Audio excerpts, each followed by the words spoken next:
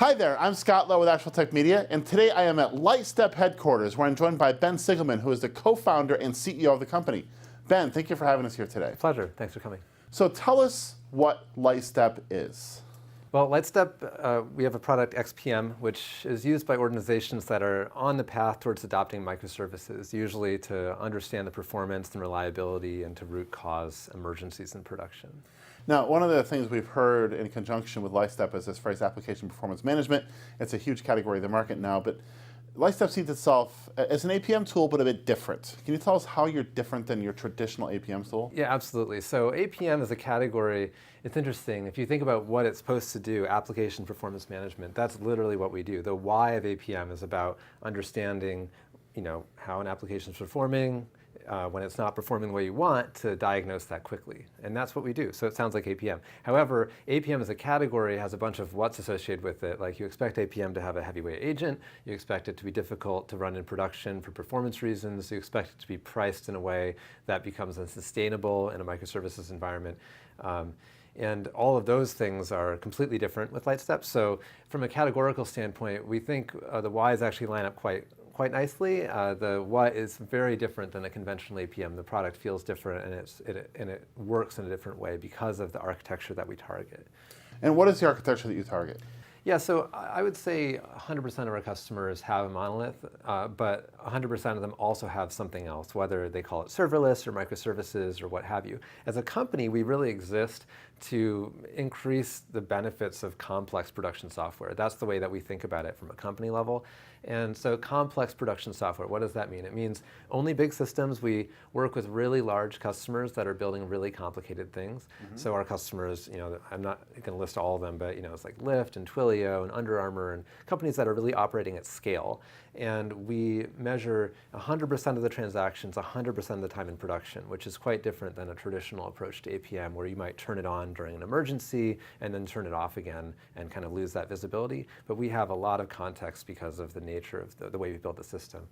We almost always end up working with a combination of different users as people who are developers working on long-term optimizations, people who are operators or DevOps who are trying to respond to a page at 3 in the morning. There are use cases in the product for these different personas, but anyone who's responsible for that software probably cares about LightStep.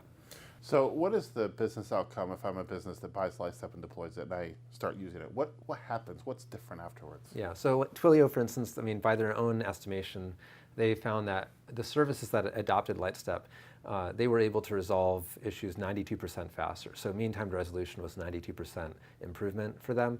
Lyft has seen a 60% improvement in performance for core features in the product, like requesting a ride, and that's due to the LightStep deployment.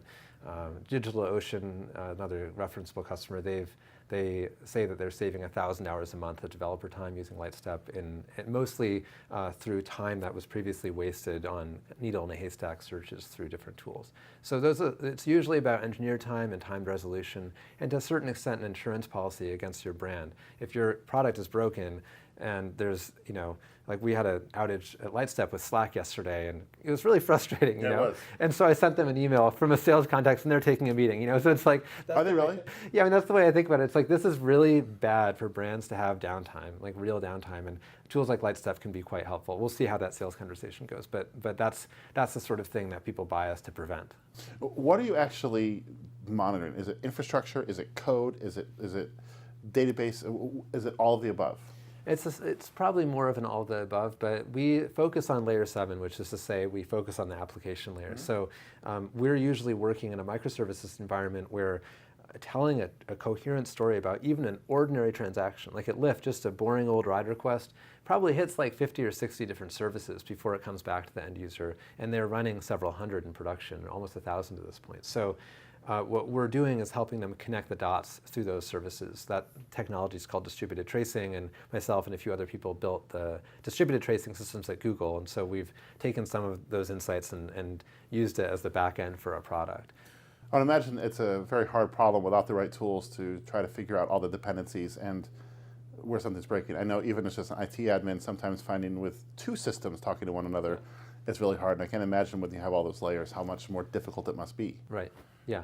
That's the pain point. And that's what you're solving. Yeah, exactly. So, I mean, everyday transactions are really quite complex in the customers that we work with, and that's a really difficult problem to tackle if you're using conventional systems that look at each piece separately. You need something that can tie the transactions together and look at higher level patterns that come out of those transactions. One of the things I like to tell people is the simpler that something looks, especially if it does something really cool, like just get you a car from some random place, the more engineering that's really gone into it. I think that's a great observation. You're a big part of the reason that these companies can actually do this. Hopefully, yeah.